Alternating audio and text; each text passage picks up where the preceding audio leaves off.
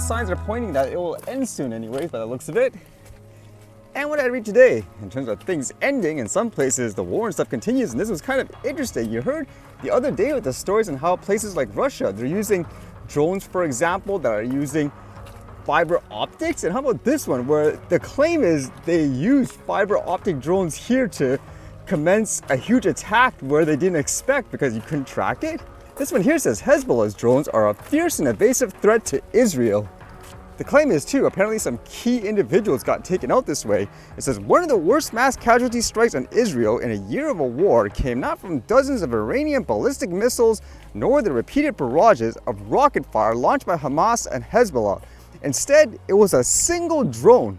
The unmanned aerial vehicle, laden with explosives, evaded Israel's multi-layered air defense system and slammed into a mess hall at a military training camp deep inside Israel. It's the latest achievement for Hezbollah's drone fleet and has shined a light on Israel's struggle over the past year of war to knock down unmanned aircraft incoming from as far as Yemen, Iraq, and Iran.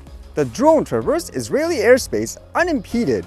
On Sunday evening, reports emerged of a mass casualty event about 65 kilometers from the Lebanese border. A drone had slammed into a mess hall filled with troops eating dinner. Minutes earlier, air raid sirens had blared in northern Israel as the aircraft flew overhead, but no sirens sounded at the base, giving the soldiers no advance warning and indicating that the drone may have fallen off Israel's radar. An Israeli security official said Israel was still investigating how the drone made it through Israel's air defense. A pair of drones initially entered Israeli airspace, but while one was shot down, the other continued its target.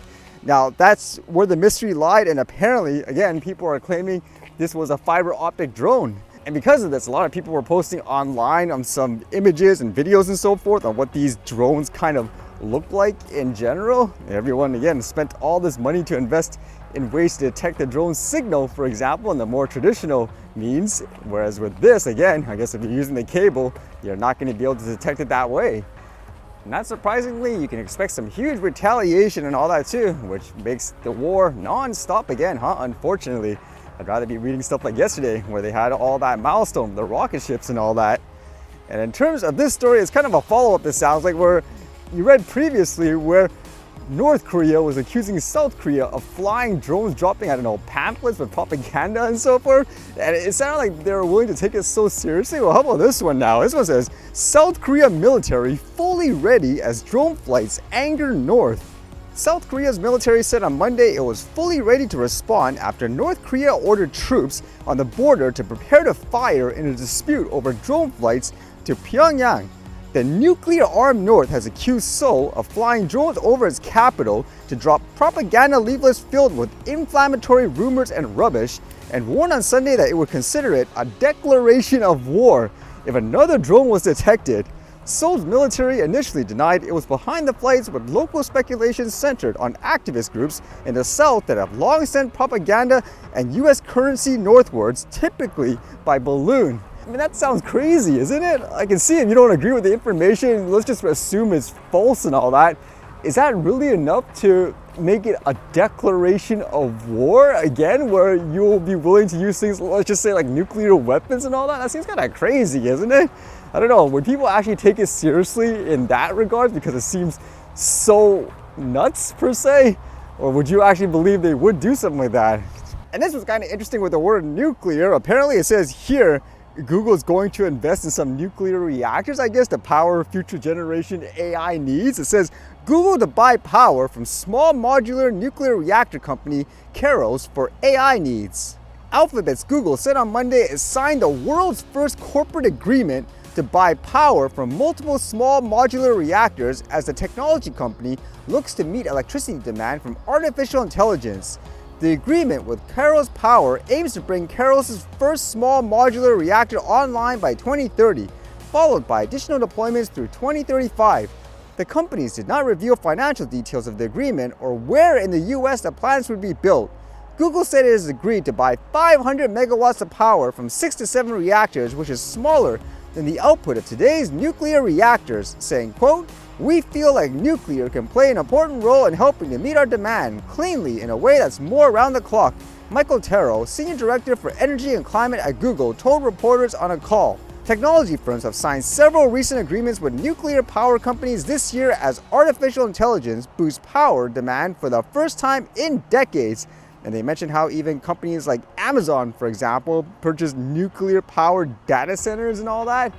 So what would you think of this? I'd be curious about how an environmentalist would react, because I know in a lot of cases they would say don't use anything quote nuclear and all that. At the same time, a lot of places they just have to use stuff like this in order to meet demand.